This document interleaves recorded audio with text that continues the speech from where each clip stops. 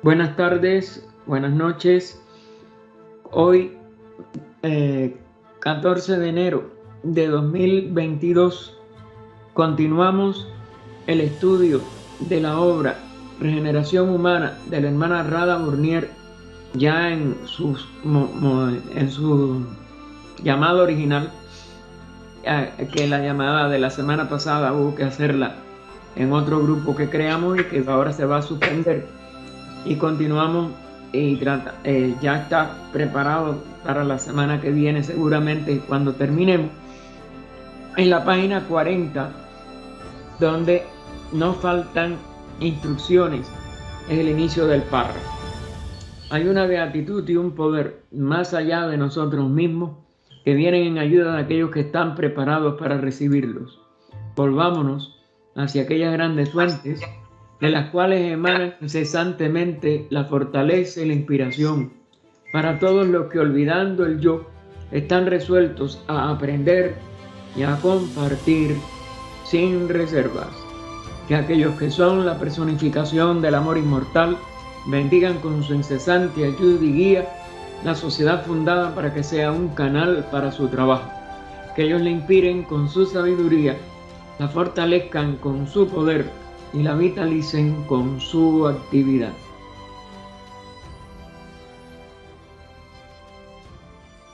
Nosotros estamos en la parte segunda, donde están las preguntas y respuestas, que en este caso corresponden a la segunda de las pláticas de la hermana Radha, y estábamos en una amplia comentario y exposición que ella hizo de algunas de las otras aportes que habían hecho otros presentes en la reunión. Y habíamos llegado a el párrafo, o hasta el final del párrafo. Bueno, vamos a leer el párrafo anterior. Ella nos dijo un sistema para, como dijéramos, para que la mente no se agite. Un sistema, nos había dicho en la última parte que vimos la semana pasada, Rada, un sistema es el de reflexionar sobre las cosas superiores para poder llevar la agitación de la mente a un mínimo, aunque sea, a un nivel no estorbe, elevando la mente a un nivel más noble. Es decir, la elevación de la mente es lo que la quita de su estado de ansiedad o de agitación, como ella había hablado en el párrafo anterior. Los libros pueden ayudar, es decir, una lectura, ¿cómo se dice?, adecuada, una lectura sobre algo superior, sobre algo que inspire al que lo lee. No os convirtáis en un ratón de biblioteca, porque no es tampoco que nos refugiemos o que escapemos a través de una intelectualidad, pero leed un corto pasaje. Esto es lo que es fundamental. Por cada 5 minutos que leamos de algo inspirador, debemos de meditarlo de 20 a 30. Y ya entonces no es lo mismo y no es una superficialidad de estar leyendo y leyendo y leyendo, que se vuelve otro tipo de agitación. Y dedicad un rato a reflexionar, a ver por vosotros mismos, es decir, por la iluminación que podamos recibir de nuestra propia alma superior, porque no es la mente concreta la que puede de verdad calmarse, es la mente superior la que puede entonces calmar a la mente inferior. Y es a través de reflexionar. Claro, si podemos atender puramente, más profundamente, mejor. De este modo, el estudio puede ayudaros a elevar la mente desde cuestiones personales, triviales, hasta materias universalmente importantes, es decir, las leyes de la naturaleza, etc. La comunión fue lo último que vimos el viernes pasado, el día 7. La comunión con la naturaleza en silencio. Es decir, contemplar la belleza, contemplar la naturaleza, que es la expresión de sus leyes, también puede ayudar a purificar la mente. Una mente agitada no está purificada como es natural. Y entonces ella continuaba, o vamos a continuar nosotros hoy, lo tuvimos que dejar. No faltan instrucciones. Luz en el sendero, a los pies del maestro, la escala de oro. Da 3 ejemplos fundamentales. También podía haber agregado la voz del silencio, y otros más, cualquiera de los sutras de Patanjali. Hay mucho, pero mientras más a nuestro alcance estén, es lo que va a ser más adecuado para que nuestra mente se eleve. Porque si no, la mente también puede desesperarse si no son instrucciones asequibles a nuestro nivel actual de evolución y a lo que necesitamos de verdad de purificar de nuestra mente inferior. Todas son muy conocidas, pero hay muchas variaciones de esas instrucciones. Claro, a la vez que se ponen en palabras, las palabras tienen que ser diferentes. Sin embargo, la esencia de esas instrucciones es la misma: hacer que la personalidad se eleve hacia su individualidad, hacia su fuente de origen.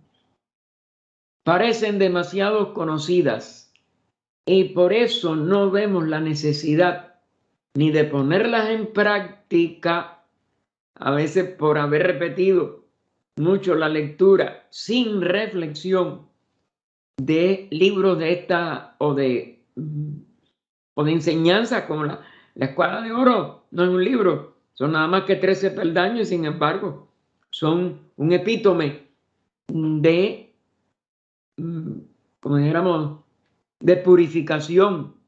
Si sabemos ascender esos peldaños en su orden y en su sentido más profundo. Pero esto mismo, también muchas personas, no, si yo me he leído 1000 veces la Escala de Oro, yo me la sé de memoria.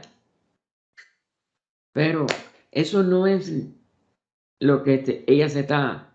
Para que purifique nuestra vida tenemos que incorporar cada peldaño a un paso interno. Parecen demasiado conocidas y por eso no vemos la necesidad ni de ponerlas en práctica ni de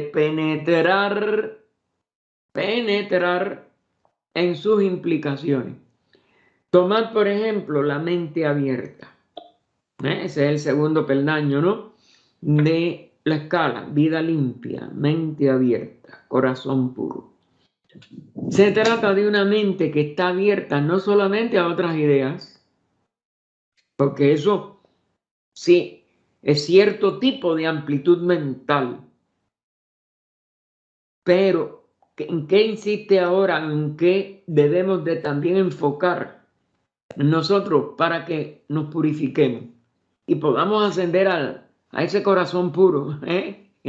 No es solo abrir la mente, es que podamos ascender el peldaño siguiente de corazón puro y los que quedan 13 más, digo 10 más, perdón, son 13 en total, sino abierta de una manera más sensitiva. Es decir, a que sea sensible, a que de verdad nosotros vibremos con lo superior de la vida.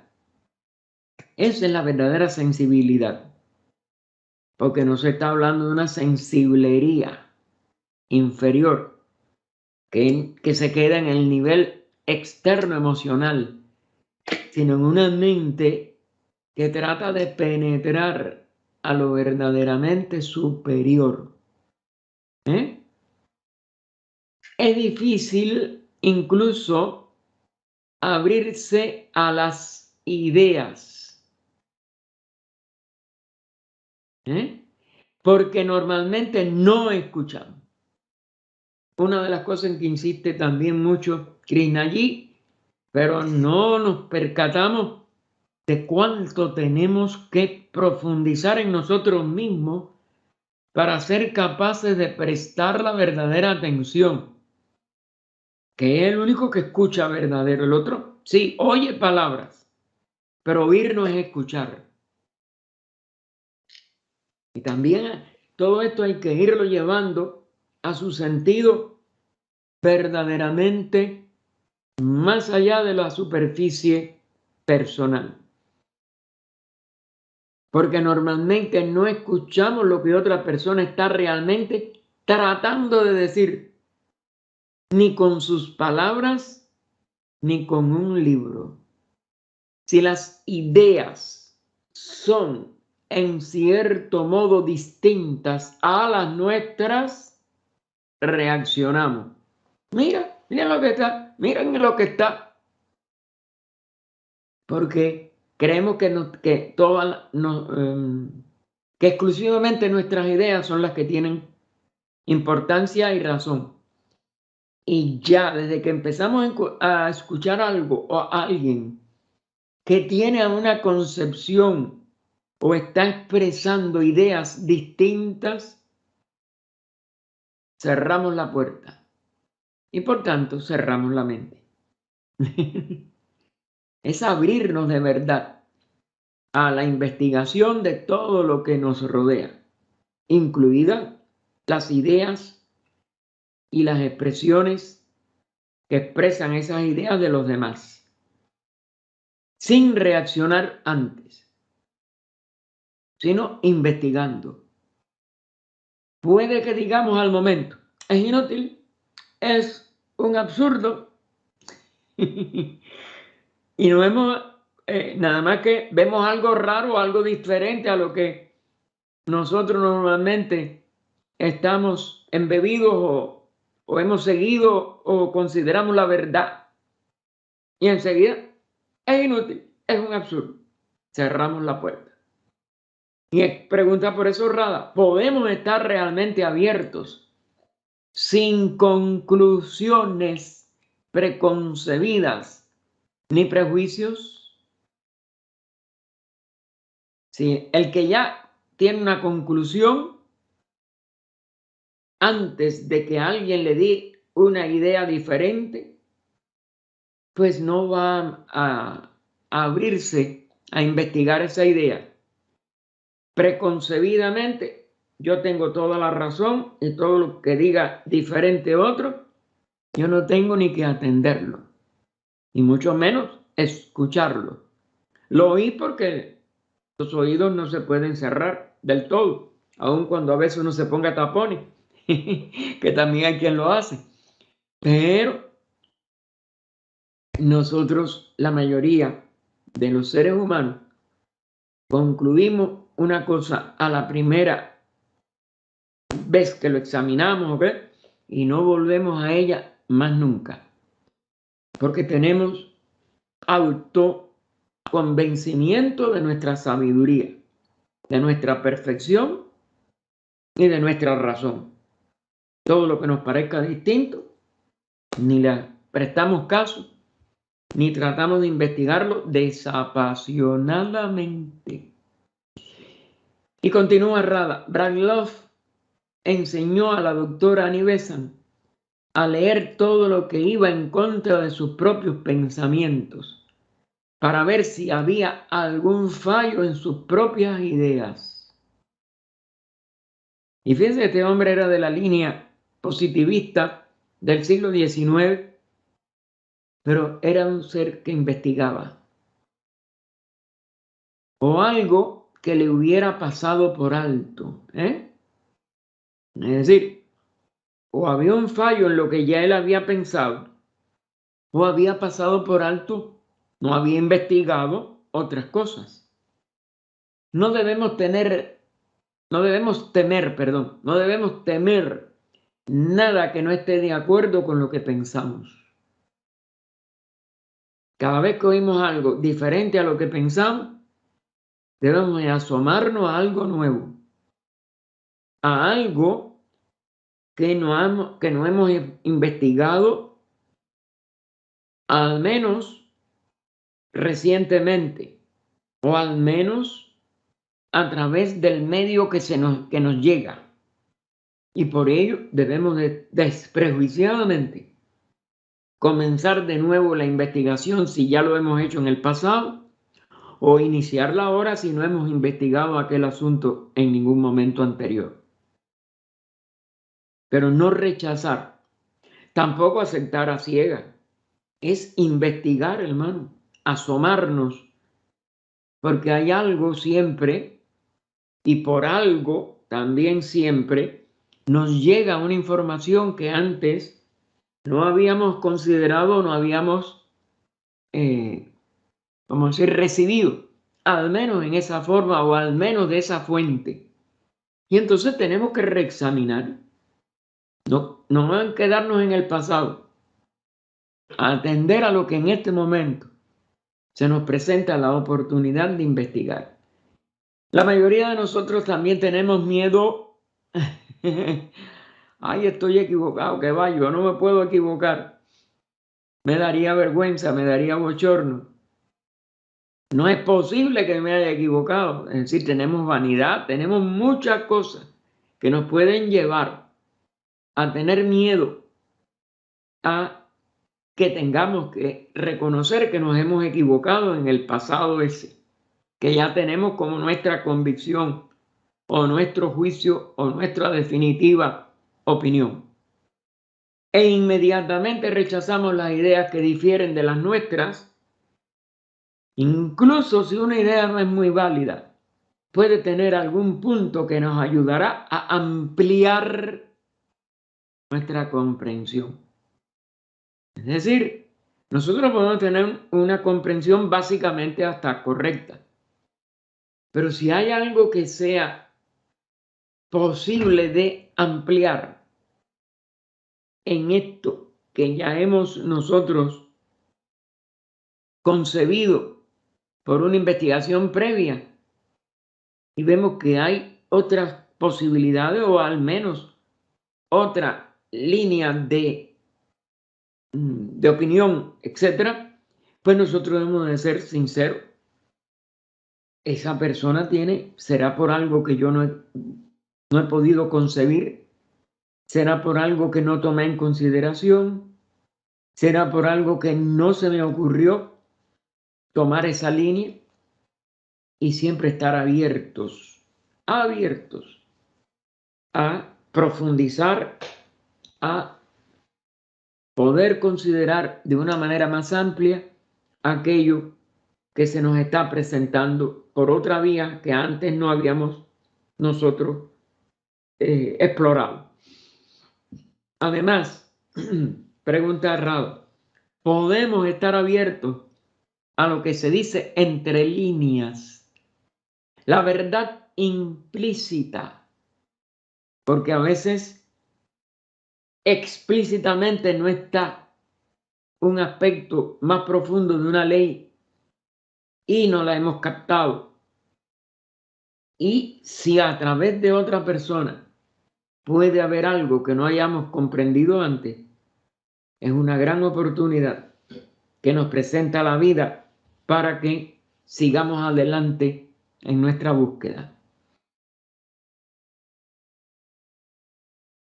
Además, la mente abierta es una mente receptiva, sensitiva. Es decir, que siempre está dispuesta a recibir algo más. Está aprendiendo siempre. No podemos satisfacernos de que ya hemos tenido algún aprendizaje. Y si ahora hay otra oportunidad de que sea más amplio, de que sea más profundo, de que sea más diferente, eso tiene que ser un incentivo, porque todo eso puede encerrar una gran oportunidad de aprender. Una mente abierta no existe cuando hay ideas prefabricadas, prejuicios y deseos.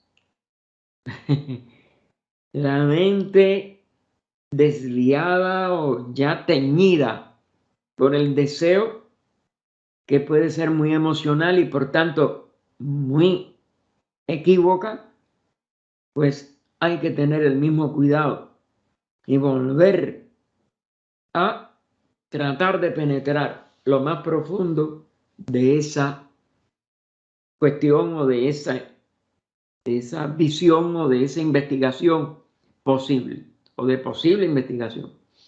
Una mente abierta está lista para examinar las cosas desde cero. Es decir, no importa cuánto tiempo, no importa cuán profundo, no importa en qué forma haya llegado a nosotros aquella concepción de algo. Si la mente está libre, siempre va a examinar de nuevo. Y no desde algo anterior, sino de ese momento presente.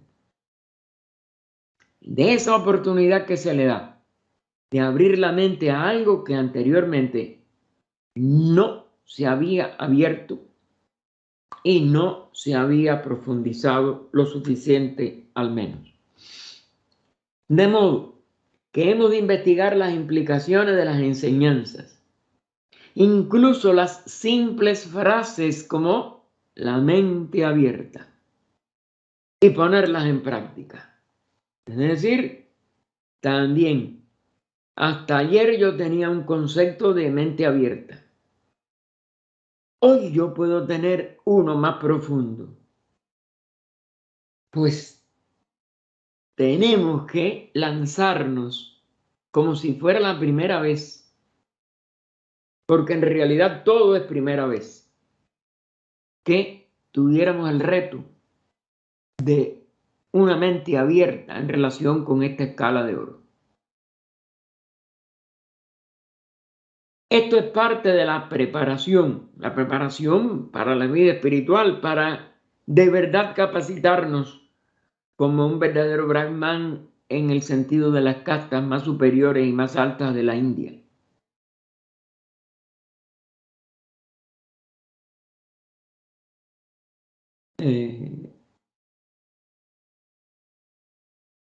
Bien, nosotros vemos según las emociones, ¿ven? Las emociones, y los prejuicios que llevamos dentro.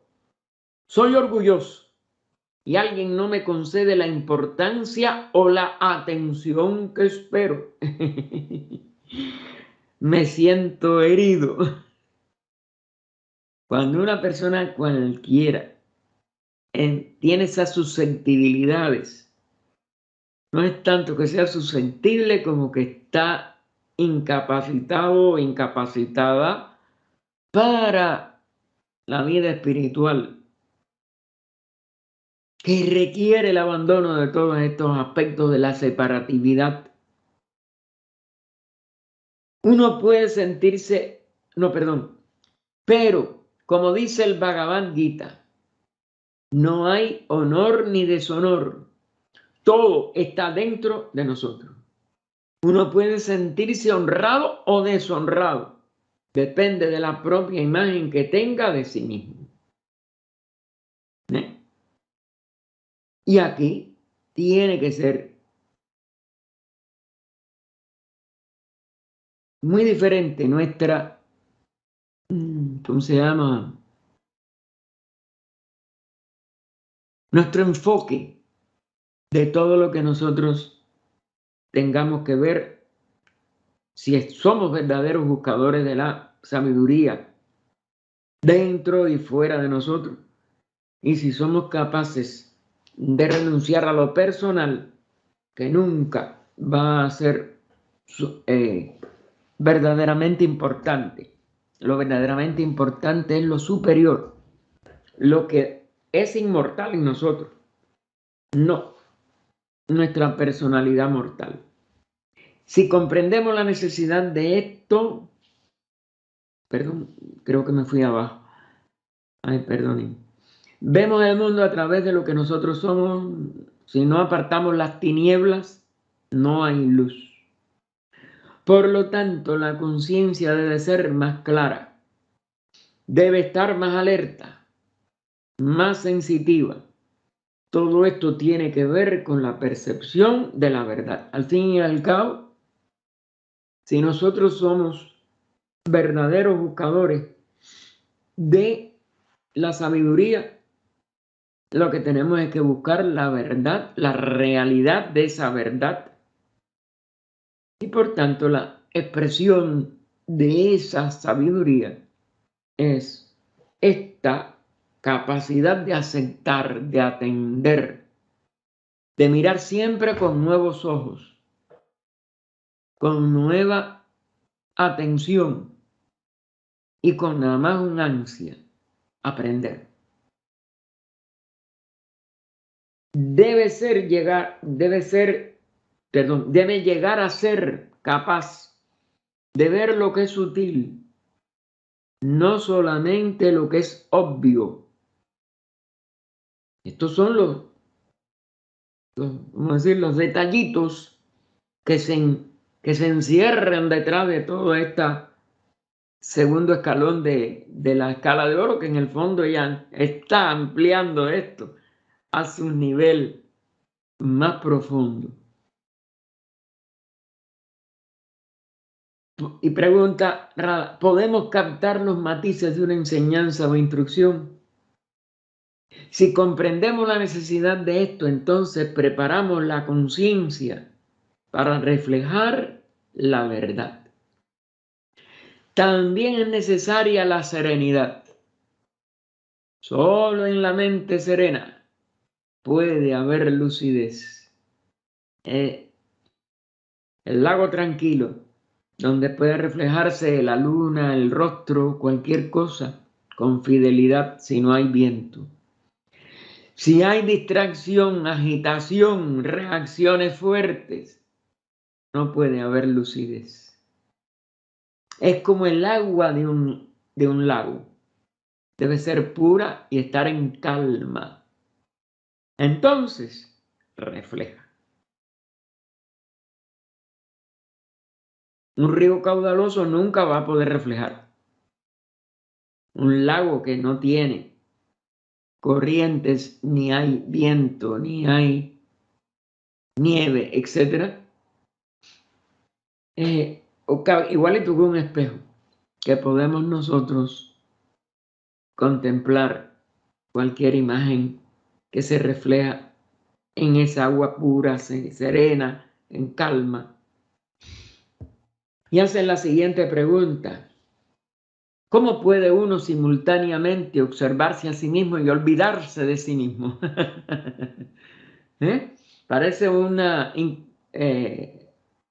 par de opuestos. ¿Cómo puede uno simultáneamente observarse a sí mismo y olvidarse de sí mismo? Una de las hermanas que me parece, bueno, y después hay otra, que se ve, me parece que es Consuelo Burón, dice, tal vez cuando uno se observa a sí mismo, no puede olvidarse de sí mismo. Tal vez si podemos vernos a nosotros mismos y a las cosas que hacemos como parte del funcionamiento de la vida, como un ejemplo de cómo la vida se expresa, entonces vemos que no tiene ninguna importancia que nosotros, en este caso la personalidad, estemos aquí. Lo que vemos es algo que está ocurriendo en el universo y es parte del universo. Fíjense qué salida le va dando, ¿no? Uno se puede observar a sí mismo, pero de una manera impersonal. Como algo que ocurre, más nada. Pero que es del universo, no de un yo personal separado. GH dice, tal vez si pudiéramos observarnos de la misma manera que observamos cualquier otra cosa en este mundo, no existiría división y no habría ninguna necesidad especial de olvidarnos de nosotros mismos. Es decir, esta persona o este ser lo lleva todavía a un nivel más total. La verdadera observación pura. Aunque es con respecto a esa capacidad de observar lo que somos o cómo nos expresamos, etc. Pero sin ningún personalismo. Y Rada, por último, después de estas dos intervenciones, dice, me pregunto, ¿qué es lo que queremos decir con nosotros mismos? Lo pone entre comillas. ¿Cómo puede una persona observarse y olvidarse de sí misma? ¿Quién es el que observa? El que tiene que ser observado y el que tiene que ser olvidado.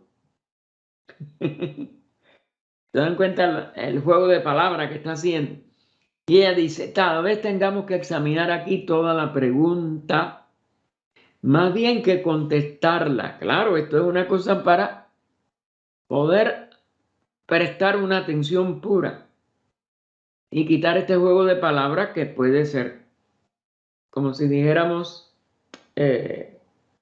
peligroso, que nos quedemos en las palabras huecas, hermano, que es lo que la mente más externa, la mente inferior, desgraciadamente tiende a hacer.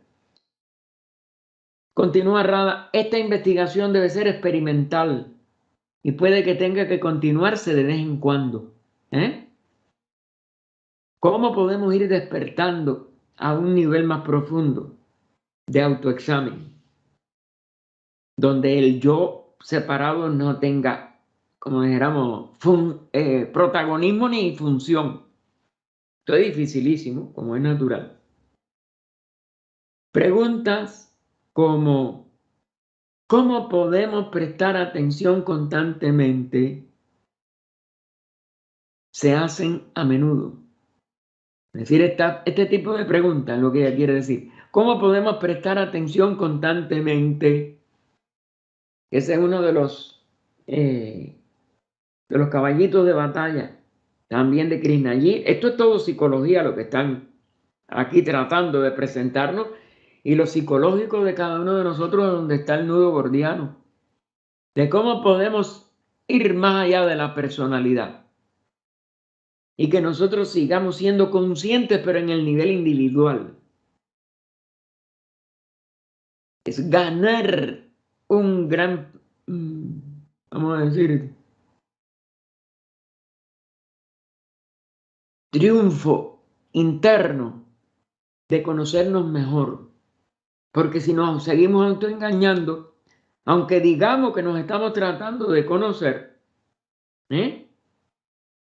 pues hay grandes peligros de autoengaño, que es en donde hemos estado en todas nuestras primeras etapas de evolución. El humano se identifica con su cuerpo, cree que es el cuerpo.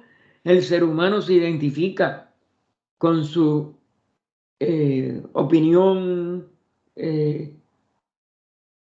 nivel de instrucción, es decir, su verdad, entre comillas. Y todo eso es una de las formas de Maya en nosotros. ¿Cómo limpiar esta costra que en el sendero de ida, como se le llama, ¿no? El Paravitri marca, el sendero de ida, de buscar experiencia? La inmensa mayoría de nosotros está apresada. Y por eso vienen todas estas dudas y este tipo de contrapreguntas como el que está planteando Rada. Así que preguntas como ¿cómo podemos prestar atención constantemente? Se hacen a menudo. Si se parte de la idea de que se debe prestar una atención constante, no habrá atención sino una forma de ambición que debilita paulatinamente la posibilidad de atención. ¿Se dan cuenta cómo ella aquí nos pone ante una de las disyuntivas de nuestra vida mientras estamos en cuerpo físico y en vigilia dentro de ese cuerpo físico. Y el subconsciente, la personalidad, nos mueve a que mucho de esto no es nada más que un proceso ambicioso de ponernos por arriba, ponernos por arriba de los seres que nos rodean. Así que ella es una forma de ambición, que es una de las cosas que tenemos que estar muy atentos, que debilita paulatinamente la posibilidad de atención. Cuando la verdadera atención profunda, si no es ambiciosa, es entonces capaz de despertarnos a niveles de nuestra más alto de nuestra personalidad, o aún a los peldaños inferiores de nuestra individualidad. Y termina con: así pues, para empezar, observemos de vez en cuando. De vez en cuando. Y vuelve a preguntarse, o a preguntarnos, porque es a todos, ¿no? ¿Cómo puede haber observación de uno mismo? Ni siquiera conocemos la existencia de este ser, a menos que suceda algo. Por ejemplo, cuando surge un pensamiento y yo digo, esto es lo que pienso, surge una reacción. Y yo digo que es mi reacción. El cuerpo va a alguna parte, pero detrás de él, de ese cuerpo, hay el impulso que lo dirige. Así que digo, estoy yendo.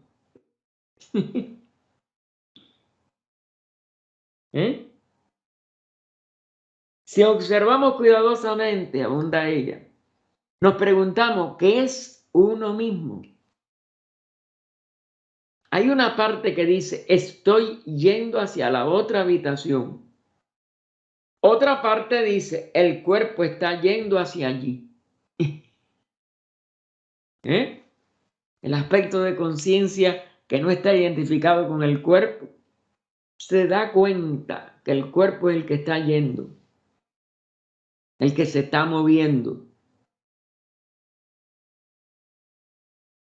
La mayoría de nosotros nos damos cuenta de vez en cuando de que el cuerpo no soy yo mismo. Entonces podemos abandonar la idea de que el cuerpo sea uno mismo, al menos en teoría, porque todo esto son pasos muy difíciles de dar al nivel más alto de la individualidad.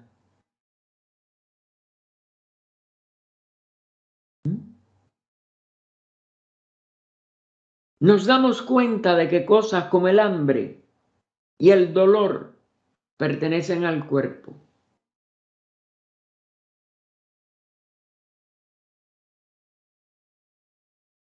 Sobre todo el dolor, cuando se plantea en un punto y sabemos que si friccionamos a veces nada más la piel de ese lugar que nos duela. Pero no tenemos, mientras no avancemos mucho más adelante, una clarificación de todos estos aspectos de uno mismo. Porque no solo somos el cuerpo físico, somos el emocional. No solo somos el cuerpo físico y el emocional, somos el doble etérico. Es decir, nuestra constitución es mucho más compleja. Y nosotros no somos conscientes cabalmente de todos nuestros aspectos y de todos los repliegues de nuestra conciencia.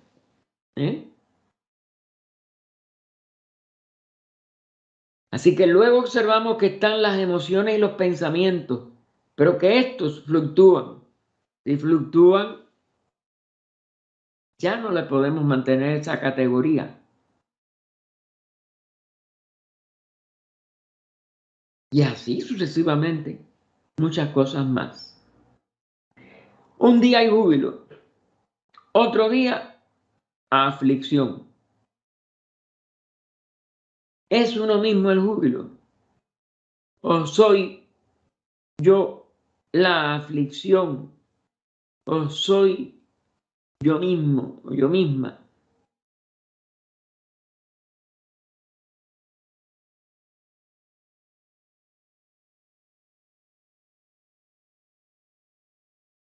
Y vuelve. Entonces, lo que se presenta es que alguna de estas cosas fluctúan. Y por eso hace la pregunta entonces, ¿soy yo misma el júbilo o yo misma la aflicción? ¿O soy yo mismo una cosa que fluctúa? Tal vez conseguiremos la sensación de que esta condición, conseguiremos la sensación, fíjense, ¿en qué palabra lo pone? De que esta condición psicológica cambiante no soy yo mismo. Claro, lo que cambia, lo que fluctúa, da pistas, pero pistas, entrar en nosotros mismos es muy difícil, conocernos a nosotros mismos es una verdadera proeza. Entonces, ¿qué es el ser uno que está observando? Perdón, ¿qué es el ser que uno está observando? Si uno sigue tranquilamente observando y observando, entonces tal vez sea que uno mismo no significa nada en absoluto.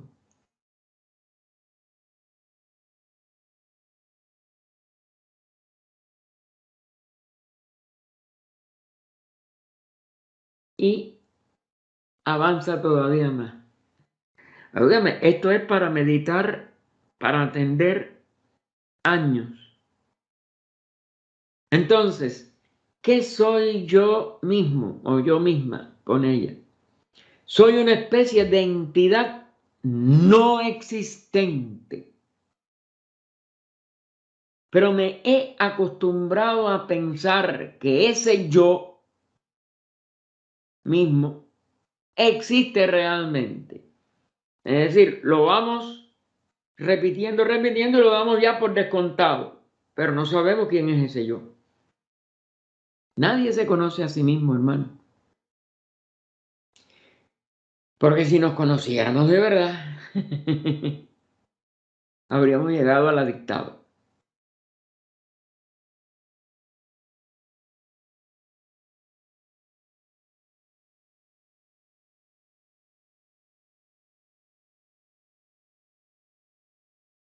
Hemos imaginado que existe el yo mismo del cual llegan las fluctuaciones y las perturbaciones, a lo cual pertenece el conocimiento y el gozo. Pero cuanto más miráis vosotros, menos encontráis. Las palabras son inapropiadas, pero no existe otro medio de comunicación. Aquí donde está. La palabra no es la cosa, como hubiera dicho Krishna allí, o dijo muchas veces, más bien. Sí, está bien, la palabra no es la cosa, pero ¿cómo me puedo comunicar si es usted mismo le podían decir a él y de verdad que se lo dijeron? O ahora le podríamos decir a Radha igual. Pero es el único medio que tenemos de saber de usted, de saber de todos, del comprender aún a los que ya no están con nosotros. Es por las palabras que quedaron de ese ser. No tenemos otro medio de comunicación. Este es otro de los, como dijéramos, de los puntos cruciales o del nudo gordiano, como se acostumbra a decir siguiendo la antigüedad. El nudo gordiano que nadie puede atreverse a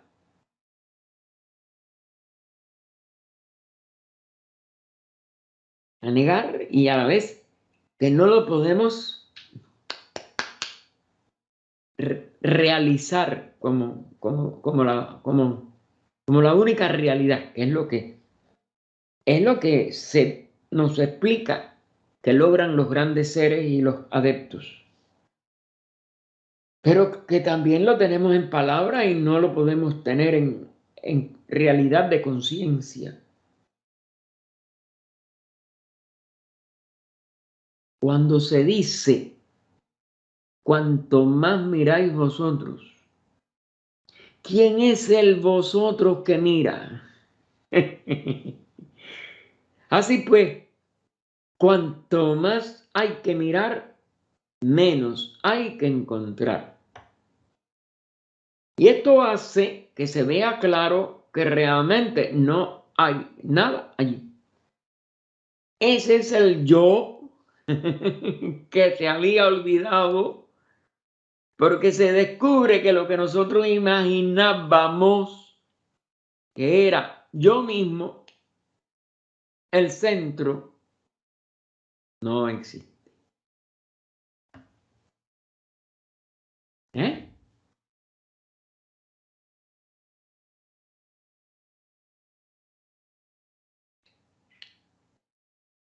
Este es una de las, vamos a decir, de los callejones aparentemente sin salida. Y lo digo aparentemente, que tiene la conciencia personal. La personalidad llega aquí y se queda, como si dijéramos,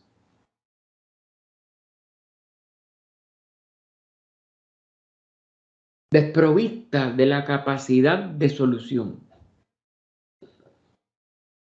Y en el nivel verbal y en el nivel de otras cosas como estas, no hay solución.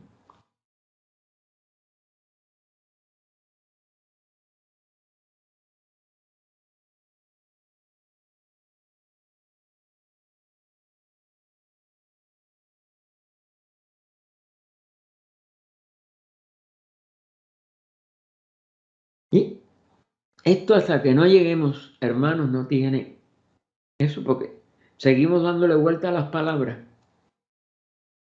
Y mientras sigamos en la personalidad, no vamos a poder resolver este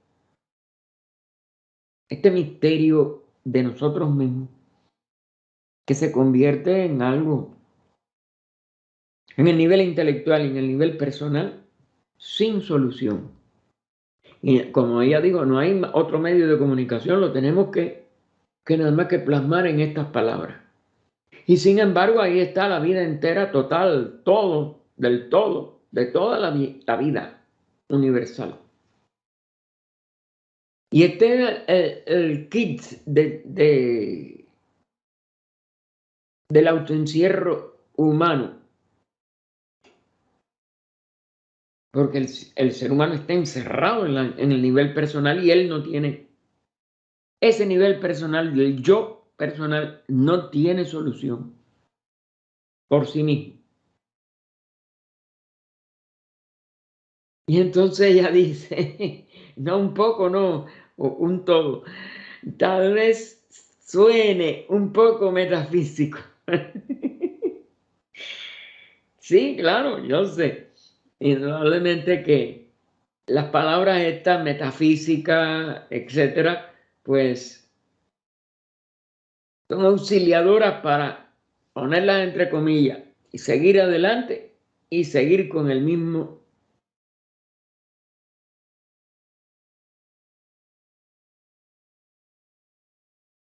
Porque no hay otro, no hay otro nombre o no hay otra. Y sin embargo, el ser humano quiere seguir como dijéramos, desarrollándose a través de todo este proceso en que la personalidad lo único que hace es convertirse en un abracadabra. Entonces, continúa Rada, pero puede resultar sencillo y práctico en la vida diaria vigilar y observar el yo en acción. ¿Eh? Ese yo que nadie sabe lo que es.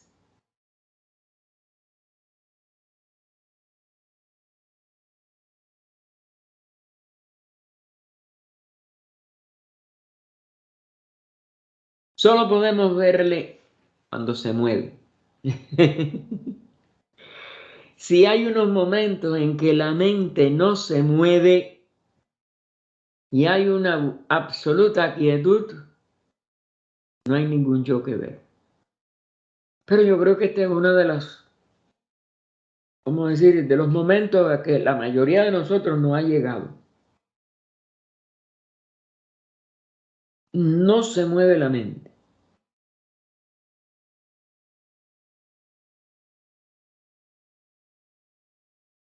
Y entonces el yo desaparece. La mente, claro que sí, de acuerdo a lo que tenemos de conocimientos, pero intelectuales. Es una creación mental. ¿Eh?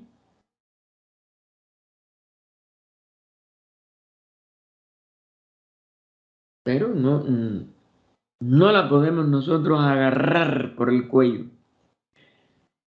Porque entonces somos el yo. Así que no hay ningún yo que ver si la pudiéramos dejar en absoluta quietud. Y a veces ni por un segundo, hermano. Ahora, continúa Rada. El yo se ve que existe solo en relación con el otro. Yo digo, me gusta la rosa. Esto quiere decir que observo la rosa, que soy consciente de mí mismo y de la rosa. Esto también pasa en relación con las imágenes de la mente.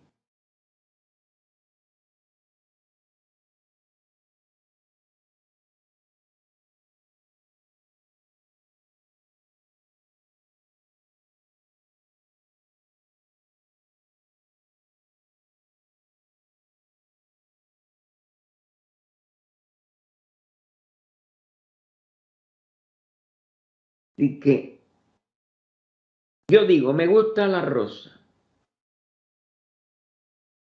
Esto quiere decir que observo la rosa, que soy consciente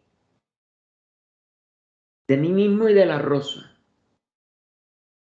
Esto también pasa en relación con las imágenes de la mente. Observamos todo esto y nos damos cuenta de que desde un centro interior tienen lugar los esfuerzos de lucha, de codicia, de aficiones.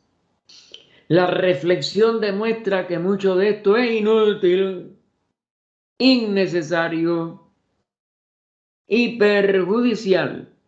Y entonces hace que reine la calma.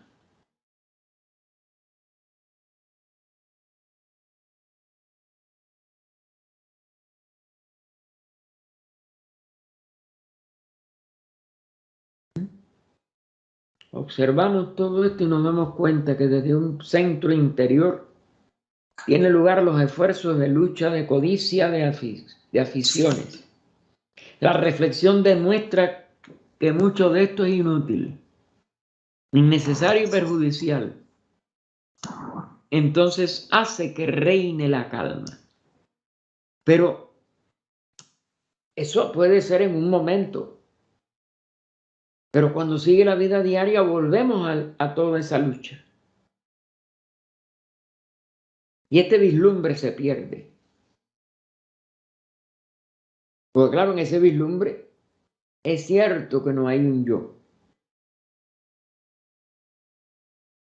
Pero como deja su secuela, como deja su tendencia a volver a moverse, volver a moverse, que era el movimiento lo que nos hizo caer, es la tranquilidad o la estabilidad o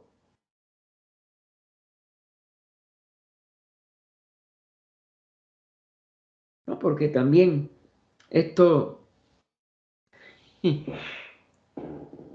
lo podemos convertir en un juego de palabras, hermano. Este es el peligro de todo esto.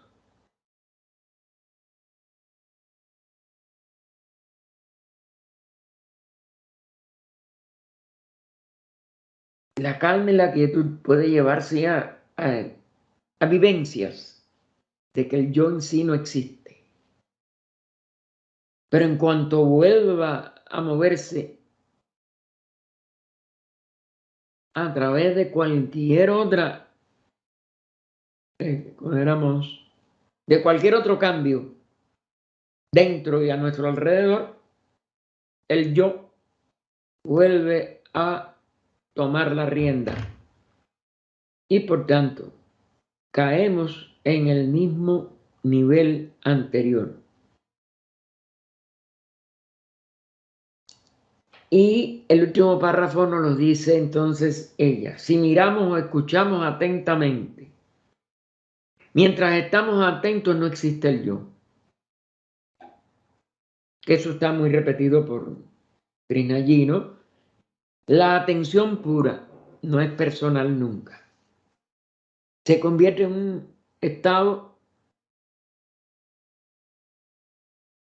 pero el hecho de que el libro o que cualquier otro objeto existe y que nosotros le damos prestado una relación con nuestro yo, es mío, es tuyo, es esto, lo otro, pues impide que mantengamos la mente en calma.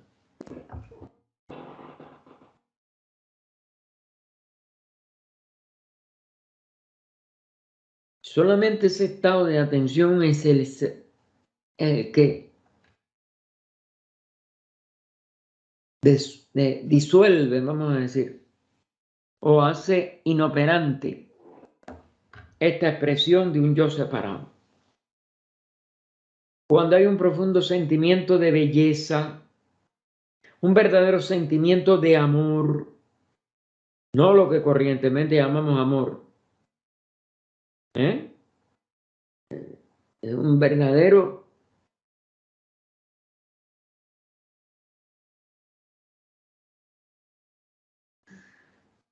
estado de calma total, de observación total, de entrega total. Ahí es donde el yo puede dejar de existir por ese amor, por ese estado de unidad, de comunión, como ella dijo hace 2 páginas. Y ese yo no existe. La observación y el olvido no pueden tener lugar simultáneamente y constantemente. Otro de las resultantes de nuestro estado transitorio, vamos a decir. No alcanzamos eso como una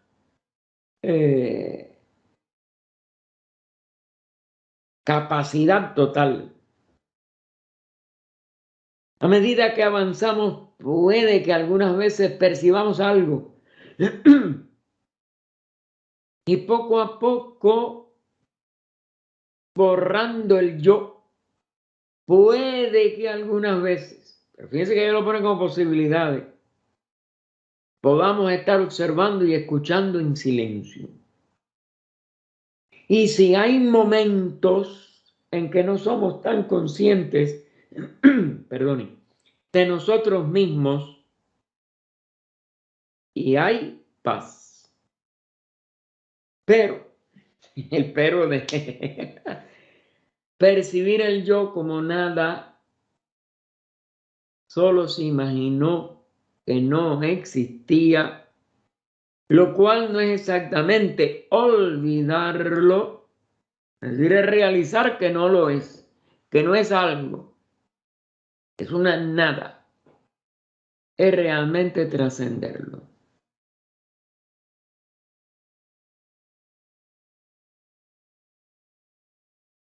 Ninguno de nosotros lo ha hecho. Aquí sí es más grande que un templo, la verdad. De modo que no hay nadie que pueda dar realmente una buena respuesta. Ahí sí. ¿Ven cómo se llega? Ella tenía un don de sinceridad extraordinario.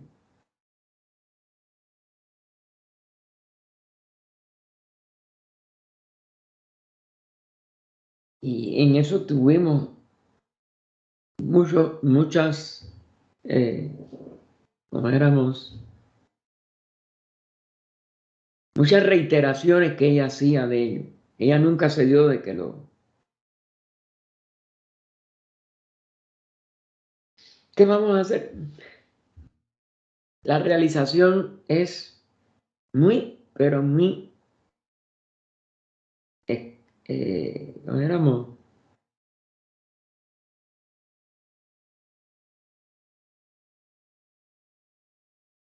No inalcanzable, porque es que no hay que alcanzarla, es despertar a ella.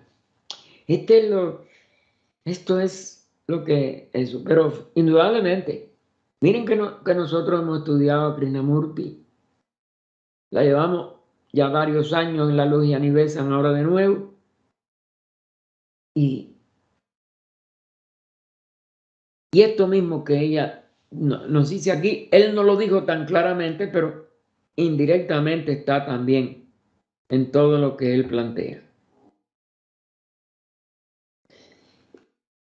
Y entonces preguntaron, ¿por qué no podemos o no queremos dar el último paso y renunciar a todo? Porque la misma renuncia sería desde el yo, hermano. Nada más la forma de hacer la pregunta es, y no tenemos, hermano, nada más otro remedio que perseverar y perseverar en la búsqueda y ser sincero con nosotros mismos, como ella fue sincera aquí. ¿Eh? Ninguno de nosotros lo ha hecho. Barajamos palabras, barajamos situaciones, etcétera, etcétera. Pero hasta ahora es fracaso absoluto.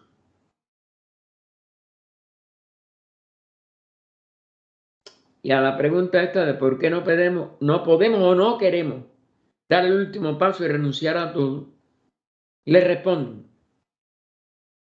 primero hemos de dar el primer paso día a día, minuto a minuto. Puede que llegue un momento en que podamos decir también hay un último paso. No lo sé. Ahora, para nosotros dar el primer paso es lo importante. Por supuesto, en eso sí tiene razón. Nosotros debemos de perseverar en este estudio. Nosotros debemos de perseverar en esta atención. Nosotros debemos de perseverar en esta mente que no registre un yo. En esta mente totalmente, no pasiva. Fíjense, esto es una de las cosas. En esta mente totalmente quieta. Hasta las palabras hay que tener mucho cuidado porque las podemos, no, nos podemos nosotros mismos contradecir. Pero es obvio de que nadie lo ha encontrado o que nadie lo ha podido realizar. Rada entonces también vuelve a decir, deberíamos empezar con el primer paso y no con el último. Si nos imaginamos a nosotros mismos dando el último paso, esto parece algo impresionante. Claro, dejamos de ser seres humanos.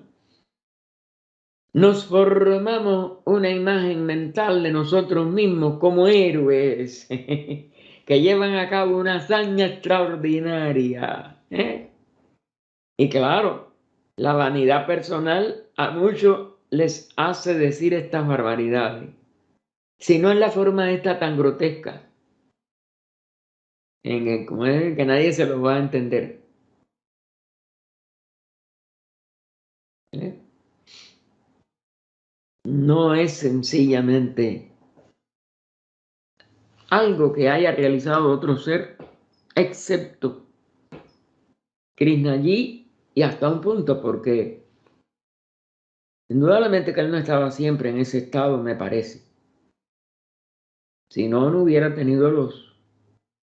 Aparte, no hay ningún instructor o las palabras no le querían, no quería que se le diera instructor, pero bueno, para nosotros lo es.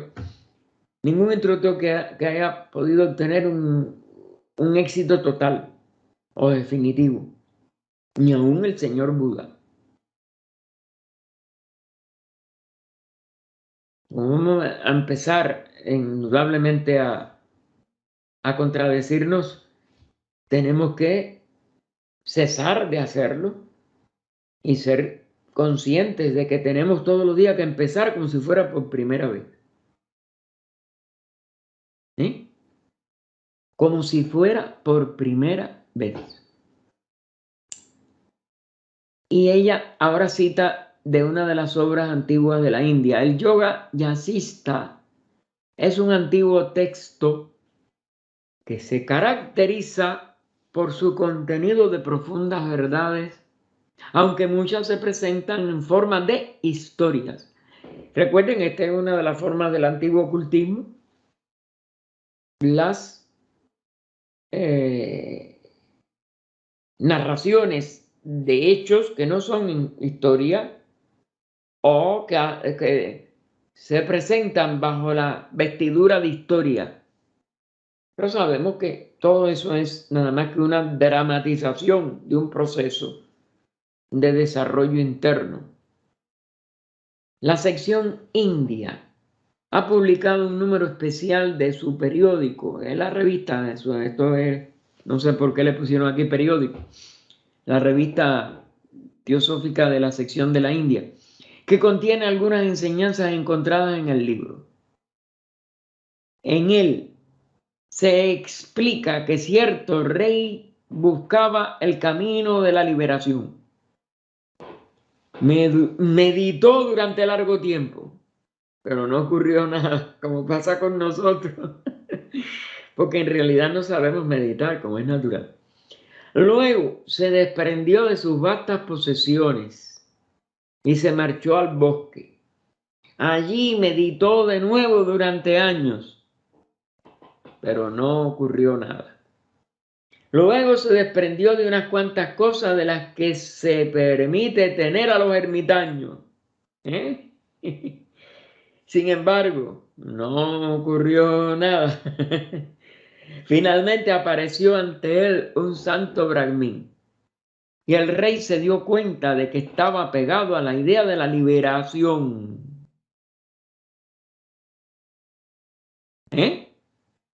No tenía ningún apego a cosas materiales, pero tenía apego a una idea. Solo entonces llegó a liberarse. Regresó a su reino y vivió felizmente a partir de entonces.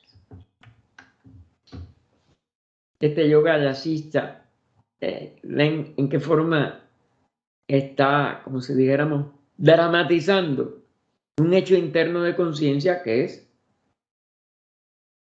totalmente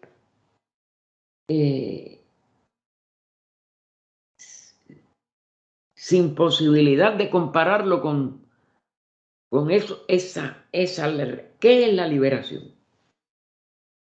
Porque no tiene palabras, ahí es donde está entonces, y no se puede comunicar. Aunque pongan que el santo Brahmin fue el que se lo dijo, no se lo dijo. Ahí son para mí que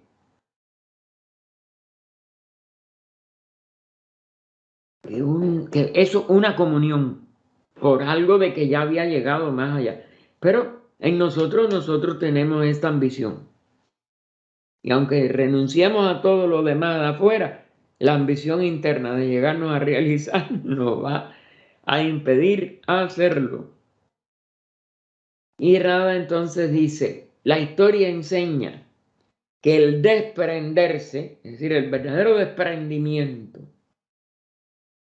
no es una cuestión solamente de desprenderse de los objetos materiales. Porque es un nivel, pero el nivel de ambición o de avaricia física. La adquisitividad puede ser un síntoma de apego, pero lo principal es ver la actitud de la mente, claro, donde la mente se desprende de toda ambición, de todo deseo, de todo propósito que la mantenga viva, activa. Y por tanto, no podemos llegar a reunificar toda nuestra conciencia en la verdadera autoiluminación, porque es por uno mismo, de ese ser que nos acompaña.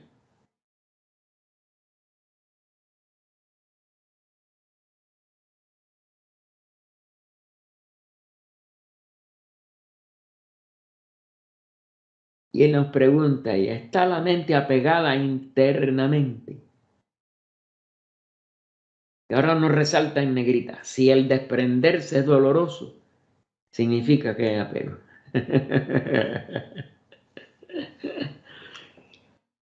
Apegarnos a una idea, apegarnos a un propósito interno, alcanzar la liberación, cualquier cosa, es un apego.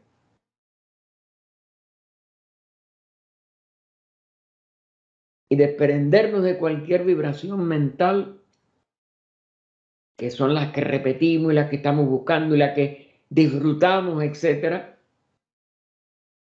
siempre va a ser doloroso y nos impide alcanzar la autorrealización.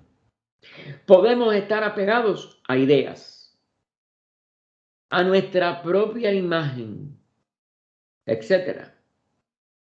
Hemos de descubrir hasta qué punto estamos apegados, a qué estamos apegados y cuál es la naturaleza del apego.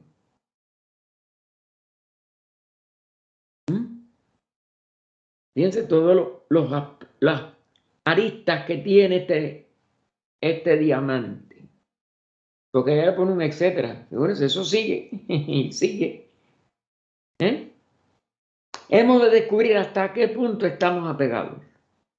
¿A qué estamos apegados? ¿Y cuál es la naturaleza del apego?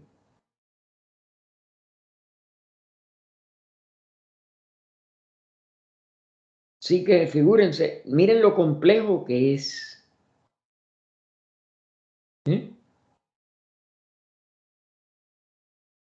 No importa a lo que estemos apegados. Todas las preguntas estas hay que hacérnoslas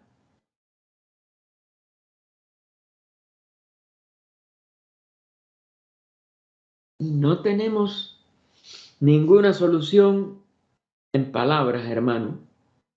Esto hay que seguir penetrándonos y atendiendo.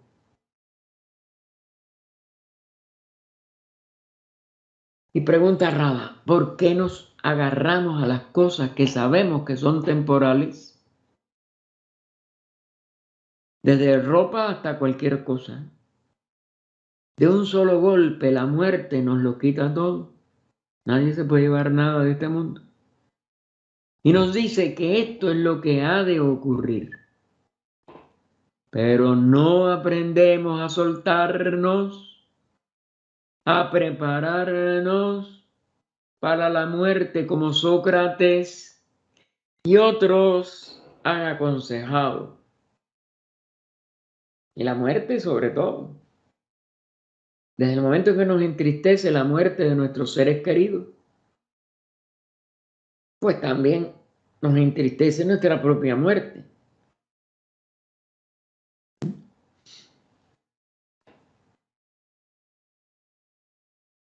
No podemos apegarnos a nada. En uno de sus libros, Leadbeater dice que si hay una cosa de la cual todos podemos estar seguros en esta vida es la muerte. Y claro, él repetía lo que muchos místicos y otros grandes han dicho. Santa Teresa lo tiene en una de sus obras, que no me recuerdo cuál, si es El Castillo Interior o algo así, que dice, nada más seguro que la muerte, nada más incierto que su hora. ¿Eh? ¿Eh? Nada más seguro que la muerte, nada más incierto que su hora. Porque nadie sabe cuándo se va a morir. Puede ser que ya en la gestación de nuestra muerte, porque sí, hay algunos seres que la vislumbran, o que la perciben, o que la sienten, no sé, o la realizan, o su cerebro lo recibe. Hay algo de eso. Porque no es una sola persona, eso lo hemos visto en muchas personas. Nuestra propia muerte y la muerte de todos los demás es cierta, pero nos comportamos como si fuera la más inesperada y más desafortunada. Porque lo mismo pasan, por ejemplo, 70 y pico, 70 y pico de años de la muerte de un familiar, como fue mi papá. Y a mí me parece que no me puedo acostumbrar. Y me parece que lo lamento más hoy que cuando tenía 11 años. ¿Eh? Lo consideramos así, ¿no? Y yo, si él hubiera vivido, si él hubiera podido estar para esto, para esto y para esto y para esto que uno pasó después que él murió. Y así sucesivamente. Nunca nos acostumbramos y siempre lo lamentaremos. ¿Por qué no tenemos siempre presente que hemos de partir y aprendemos a hacerlo con buena disposición y bien informados? Claro, la información es la más difícil de obtener, de convencernos, ¿no? Aunque lógicamente sea la ley, etcétera, etcétera. Pero el tránsito es, como si dijéramos, tan único para cada uno de nosotros que la información de otras fuentes no es lo que vale. Es si nosotros pudiéramos vivenciar cómo vamos a morir y sentir todo eso para poderlo entonces asimilar pero la mayoría de nosotros nada más el miedo nos paralizaría el resto de la vida. Así que aquí discrepo de Rada, creo que ni bien informado. Si empezamos a desprendernos, si estamos cada vez menos apegados, entonces puede que llegue el último paso.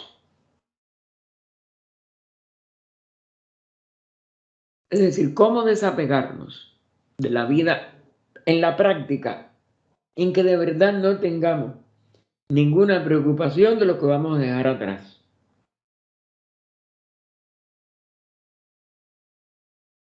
Pero de todas maneras, recuerden, es muy difícil poderlo, como si dijéramos, vivenciar.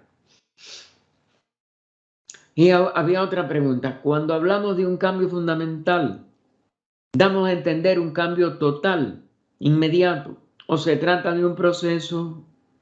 Esto está miles de veces repetido, miles de veces contestado, y para la inmensa mayoría de nuestro cerebro es muy difícil también profundizarlo al nivel que esto requiere. Rada contestó: ninguno de nosotros puede dar una respuesta con autoridad, porque ya eso mismo sería contrario al autodesarrollo que cada uno de nosotros tiene que tener y la autoinvestigación que cada uno tiene que realizar.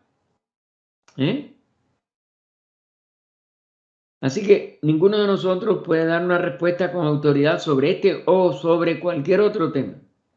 Investiguemos. Y ahora pregunta ella misma: ¿existen muchos cambios diferentes que culminen en un cambio fundamental? Es decir, es una serie de causas y efectos que lleva al último. Existe un proceso en el sentido de que cada vez que el yo se manifiesta, ¿se es consciente de ello? Obviamente. Ese es uno de los retos que ninguno de nosotros puede contestar afirmativamente. Utilizando el lenguaje figurado de la voz del silencio, cada vez que el polvo empaña el espejo, se limpia. Cuando no hay polvo, puede tratarse de un cambio totalmente distinto. Pero ¿quién no le echa polvo a ese espejo? Tal vez hay cambios dimensionales, como el salto desde la conciencia animal a la autoconciencia del hombre. Y aquí, quizás ella indirectamente nos hace una de las posibilidades de consideración de esta pregunta de una manera diferente. Porque de todas maneras nosotros, bueno, tenemos un resto de la conciencia animal, pero ya dentro de la autoconciencia humana. Y esto hasta cierto punto es tan teórico como muchas de las otras cosas que nosotros tenemos que tomar en consideración en esto que ella está diciendo. Porque nosotros tenemos restos de conciencia animal en nuestros deseos, en nuestra forma como dijéramos, de reaccionar instintivamente, porque tenemos un resto de instintos, pero en el animal es la conciencia total de él. En nosotros está totalmente modificado por la autoconciencia, así que la respuesta a esto no es no es muy fácil, vamos a decir. Y por tanto, hasta cierto punto se vuelve esto teórico. Pero bueno, es que, óigame, no hay forma de que lo desconocido pueda, como si dijéramos, porque esto esa conciencia del adecto es desconocida para nosotros. Puede medirse por un conocimiento de un pase anterior, aun cuando, repito, no tenemos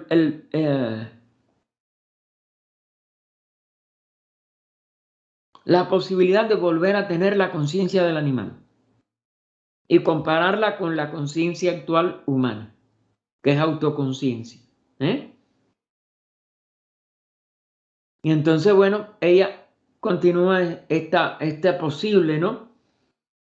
Este posible tal vez, si pudiéramos de verdad pasar, pero tiene que ser, repito, en conciencia, de una conciencia totalmente animal, instintiva, que no es autoconsciente, a la autoconciencia humana, que es la que conocemos.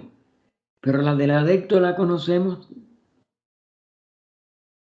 Y entonces, bueno, puede que sea un cambio fundamental, parecido al que traslada al ser humano a una esfera totalmente distinta, que es la del adecto, hermano.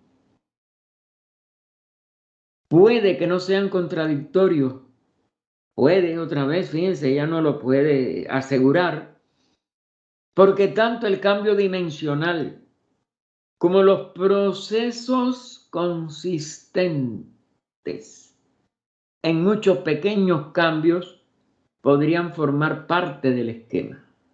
¿Eh? Claro, porque es como si dijéramos un solo cambio, vamos a decir, o muchos pequeños. Me inclino a pensar que el hecho de que haya varias etapas o varios niveles de progreso, es decir, el aspirante a la vida espiritual, el discípulo en probación, el discípulo aceptado, el hijo del maestro, el iniciado de primera gran iniciación, segunda, tercera, cuarta, y el adepto, creo que indica que es lo segundo. Y por tanto, ¿cómo podemos nosotros saber dónde se produce la dimensión total que parece ser en el adectado, como es natural? Pero ¿hasta dónde los cambios intermedios o previos representan ese proceso de cambio? O nada más que, como si dijéramos, condicionales para que el salto inmediato, el total, se produzca. ¿Quién puede contestar todo eso, hermano? Estamos haciendo preguntas que yo creo que en cierto aspecto se vuelven especulativas porque no tenemos. Tenemos que esperar y nada más que, como dijéramos, hacer todo lo posible para prepararnos y para alcanzar lo que hay que alcanzar. Otra de las hermanas, que yo creo que era Consuelo Burón, como yo le he dicho ya anteriormente, dice: como yo lo veo, lo que ocurre es un proceso. Claro, porque es lo que les he dicho. Y en un cambio más grande es lo mismo. Lo único que uno es inmediato y de un solo brinco, vamos a decir, y el otro tiene varios brincos, vamos a hablar, y varios momentos o varios procesos. Vemos algo, lo eliminamos y despejamos el camino para algo que llega de dentro. Puede ocurrir continuamente con las pequeñas cosas o puede ocurrir de una manera mucho más espectacular o a mayor escala. Lo que pasa en un proceso es que de repente somos conscientes de lo que estamos haciendo, de cómo somos. Eso es en sí un cambio que llega de dentro porque algo se ha eliminado. Si se trata de una cosa pequeña que llega de vez en cuando, lo llamamos proceso. Si llega de repente y a una escala realmente grande, podemos llamarlo un gran cambio. Aquí lo tenemos que dejar, hermano. El próximo 14 continuaríamos en la página 42.